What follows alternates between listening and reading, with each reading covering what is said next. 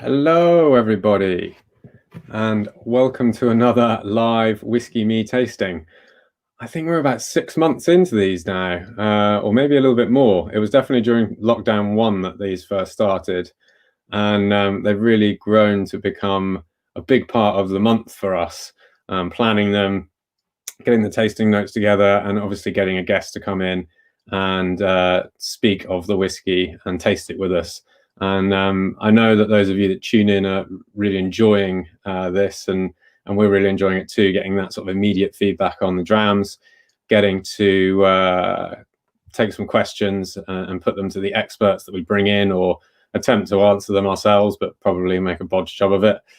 So here we are in November 2020, and we have an absolutely fantastic whiskey to taste this month. The oldest whiskey we've ever sent out, probably the most expensive from a recommended retail price point of view as well, and from an absolutely fantastic distillery, one of my favourite distilleries in all of Scotland. Now, to assist me with this tasting this month, we have special guest star Tim Webster, who I'm going to bring in right now. Hey Tim, how you doing? Very well, good evening. Thanks for coming on. Thank you for joining me for this tasting tonight. Good evening. So, you're just straight into it. I love that. So Tim is portfolio ambassador for Paul Roger, which is a wine brand, of course, but you look after Glenfarclas in the UK, right? Yes, UK distributors. So your day-to-day job, well, I suppose is a little bit different right now, but often involves you wandering around with bottles of Glenfarclas and sampling people, right? Yeah, lots of work with the on-trade and based out of London, which is a lot of fun, but obviously a lot of that side of the job has sort of gone into hibernation at the moment, but hopefully to resume, especially in England soon.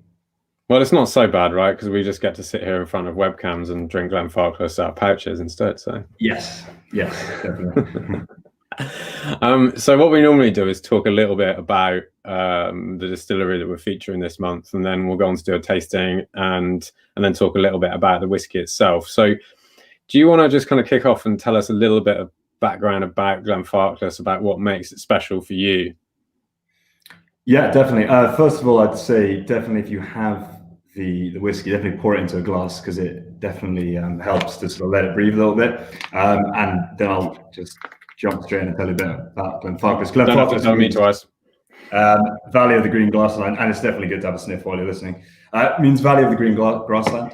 One of the main points of difference is it's family owned. A bit like whiskey itself, we don't really know when it started out, but it was first licensed to legally distill in 1836. It's based right in the heart of Speyside. It says Highland single malt on the bottle, but it is in Speyside as a sub-region of the Highland region. First licensed still in 1836, but there is a painting at the distillery is actually dated 1790, and it shows full operation of distilling at the distillery. So didn't really kick off till 1865 when John Grant bought the distillery, and from then he bought it for £511 and 19 shillings, and from then John Grant passed it to his son George Grant, who passed it to his son George Grant, who passed it to his son George Grant, who passed it to his son John Grant, who's currently at the distillery as our current chairman. And George Grant, his son, lives there as our director of sales. So lots of Johns and Georges that's gone all the way through. And I was going to say that for anyone listening, then there wasn't a problem with your internet connection. There's just a lot of John and George Grants involved in this story, right? I do. I have it written down in front of me because sometimes I had too many Georges. There's a lot going on, and then one day George will pass it to one of his two daughters. Unfortunately, none of them are named Georgina. But what makes Glenfarclas different and massively unique in my eyes, and one of my favorite things about it, and what our sort of points of difference are, apart from being massively family owned, which is quite a sort of rarity in today's whiskey industry, is sort of 3 points, which I would say direct firing, which is to do with the way we distill it, our sherry casks, which are sort of exceptional, and this is a really good whiskey to showcase that, and dunnage warehousing, which is the way we store and mature the whiskey, and sort of where the location of the distillery itself really influences the flavor. Direct fired stills, you can't really get it off this, a lot of the time I'll start on the 10-year-old, and if you ever have a chance to sniff the 10-year-old, or even there's an 8-year-old in different markets in Italy and China, I believe, you really get a sense of the new make spirit, the spirit that comes straight off the stills that then goes into the cask, and it's really sort of grassy with sort of green apples and barley sweetness, a bit like a digestive. And that's all to do with the way, so we have the largest stills in Speyside, and they are direct fired, so they're heated from the bottom. And most people today, in today's industry, use sort of kettles or steam coils, which is a lot cheaper. So it's financially more viable to distill in that way. But in the 1980s, we tried it, and it really changed the character of the spirit, the new make spirit coming off the stills. So we decided against it. A lot of the decisions that Glenfarclas made, which is why I love it so much, are made all about sort of less about the financial costs, but more about the spirit itself, and this real sort of uncompromising ethic at Glenfarclas, which is great. So it's still direct fire, which of course is incredibly expensive, and that cooks at a higher temperature, means the stills have to be replaced a lot faster, and it really makes a big punchy new make spirit, which suits very well to the big punchy sherry casks that we use. So I don't know if you want to. Yeah, I think the sherry cask thing is definitely something worth emphasizing, because if you want to sort of take a bird's eye view of it, most of the casks in Scotland, like 90% of them, have come from the bourbon industry. The Scotch whiskey industry is highly reliant on the American whiskey industry for its barrels. They can only use them once there, and once they're done with, they get sent over to Scotland or elsewhere. But historically, the industry in Scotland would have used a lot more sherry casks and wine casks, but those have gradually become less and less a part of Scotch whiskey. But there's some distilleries like Glenfarclas, Macallan, Highland Park that are still fairly devoted to the use of sherry barrels, which have obviously come from the sherry industry in Spain, and they impart a different flavor, right? In a huge way. So I mean, firstly, it's European oak, which is a lot more spicy, that we tend to use a lot more of, and it makes it a bit more spicy flavors and a lot less of those vanilla-y notes, but also because they're ex-bourbon, those barrels, really sort of toasty and vanilla-y. We really sort of champion that, because traditionally the Scotch whisky industry would be buying barrels from, say Leith or places where they were shipped in, sherry was shipped in, or different drinks were shipped in, and the whiskey distilleries would go find those casks and the ones they wanted. But now, obviously, a lot is made to order, especially now. A lot of sherry, I think legally has to be bottled in sherry for it to be called sherry, so the casks don't get here, and they're made to order. So for us, we've been using another family-owned business, Jose and Miguel Martin in Spain. They are a sherry producer who we've used since 1988, I think. And they sort of send us casks fully built, made to order, slightly thicker than what they would traditionally been when they were shipped over. And really made to order for the exact style and flavors that we want. And we use, so to get the different flavors throughout the range, we use exclusively Oloroso sherry casks. Said that and for all of our expressions, and yet we have some really sort of varied styles throughout the range, and to do that, got a really good visual representation here. We use the casks 4 times. I don't know if you can see the color difference. I can see it all right here. Yeah. I mean, so that's a first fill sherry cask. That's what it looks like, and then the lighter one is a 4th fill. They call them plain casks.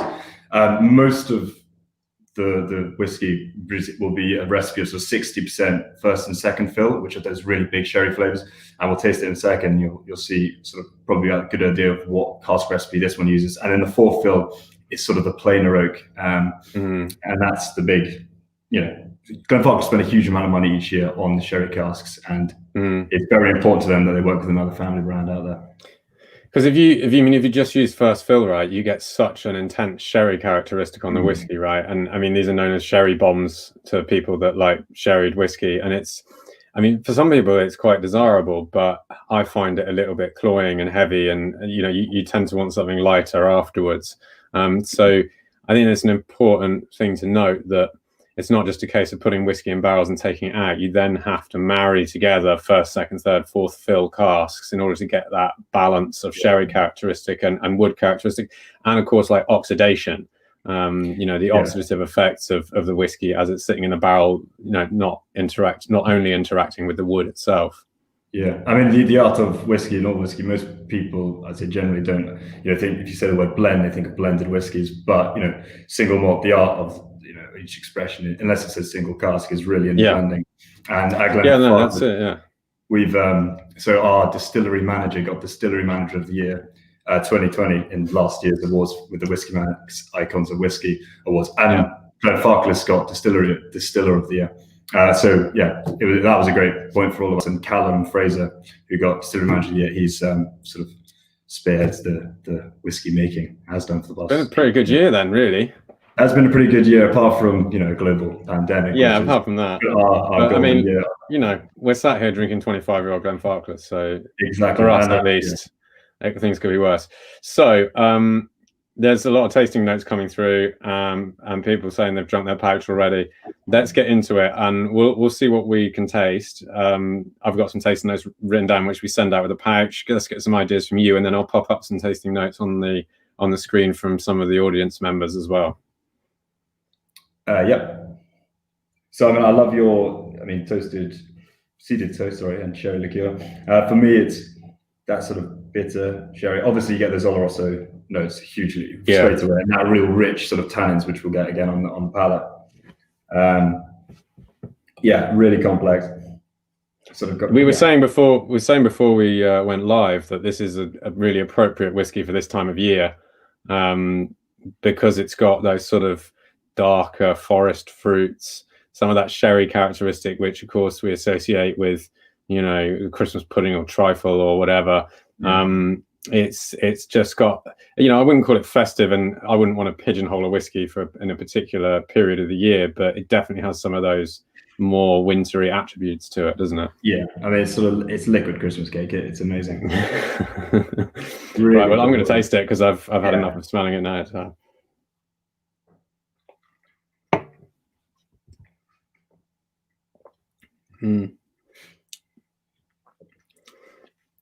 Yeah. So the first thing you notice is, that you're still noticing, to how long that taste is, sort of goes on and on and on and on. And I think you also identified it with your tasting notes, so raw honey and double cream, and that velvety soft mouthfeel. It's a really sort of thick, oily mouthfeel, and that is really sort of shows how, I think it's cask strength. I don't know for sure, and nobody will tell me. There's a lot of first fill sherry cask in here, and it's really, it makes a beautiful sort of, really creates that length. And at the very end, for me, I get a lot of dark chocolate, and I think this goes very well with something like dark chocolate, maybe a cigar. Powerful foods. This one in particular is really popular. Say people who traditionally may drink a lot of Islay whiskey. Big smoky flavors in this is as fast sherry as you just sort of can really get. Yeah, because it's big, I think it will appeal to people who like those big flavor whiskies. And what's interesting about it though is that you still, for me, get some sort of some semblance of the distillery. There's distillery character in there still. It's not just overwhelmed by wood and by sherry flavor. There's a brightness to it as well that sort of balances all that, because whiskey can easily get overwhelmed by wood, especially at 25 years old, even at 20 years old, or younger. So, and that I think is where the genius of this dram comes in. It's showing its age, but at the same time, it's not bogged down with it. Yeah, style-wise, this is very similar to our 15-year-old. Really big, forward, rich, full-bodied. I really enjoy, if you ever get a chance to manage to do a tasting with the whole range. The 21-year-old is such a contrast to this. It's really, really light. And tasting these two side by side really shows. But yes, I think you get that with, I still get a bit of that sort of biscuity, so like those grassy notes, that maltiness, which is still our first. Oh, well, speaking of biscuits, Simon Boone has said cherries and biscuits. Or right, okay, he's correct himself. Mr. Kipling, cherry Bakewell tart. He's even gone specific with the brand. And it's true, Mr. Kipling does have a specific take on the cherry Bakewell tart.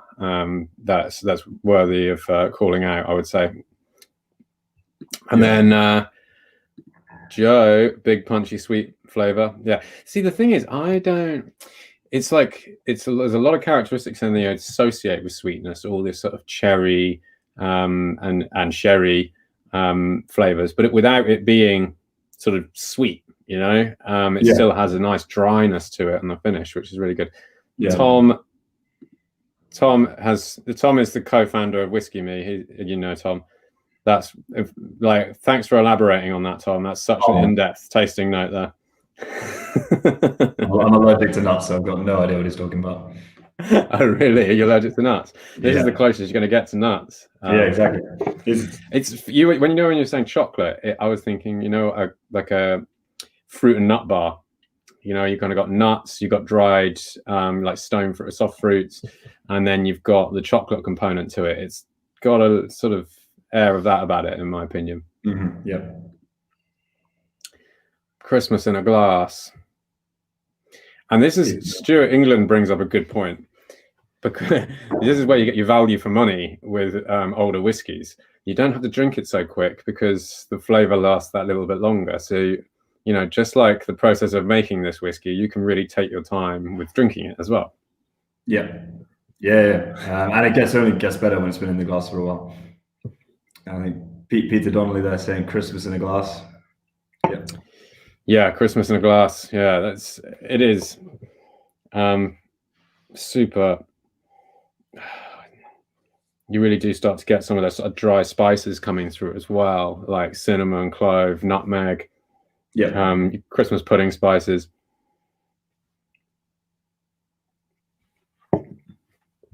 Yeah. Really good stuff. So, Tim, you've given us a bottle of this for free that we are going to give away to Whiskey Me members.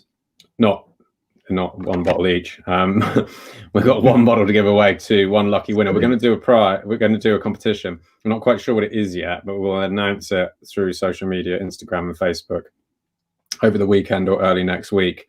We're thinking we maybe ask you for your most creative tasting notes for Glenfarclas 25 to see who can come up with the most the most creative bit of writing without whilst keeping it child friendly, shall we say, so that we can actually post it.